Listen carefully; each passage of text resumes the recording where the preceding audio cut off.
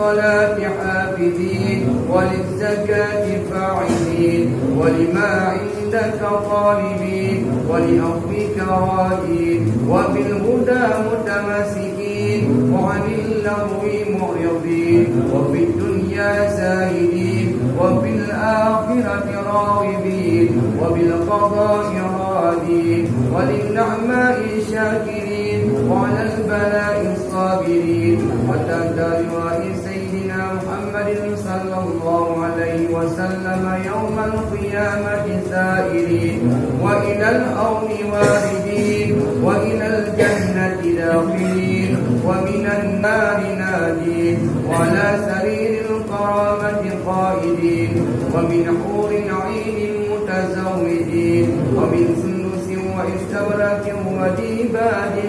متلبسين ومن طعام الجنة آكلين ومن لبن وعسل مصفى شاربين بأكواب وأبارك وكأس من معين مع الذين أنعمت عليهم من النبيين والصديقين والشهداء والصالحين وحسن أولئك رفيقا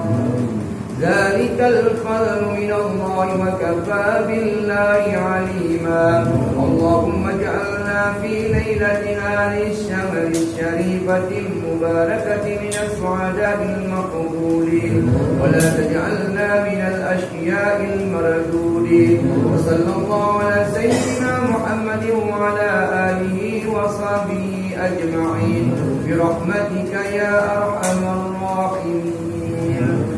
اغفروا ومجدوا وعزموا الشماسية رحمكم الله لا إله إلا الله وحده لا شريك له له الملك وله الحمد يحيي ويميت وهو على كل شيء قدير اللهم صل على سيدنا ونبينا وحبيبنا وشفيعنا وذكرنا ومولانا محمد صلى الله عليه وسلم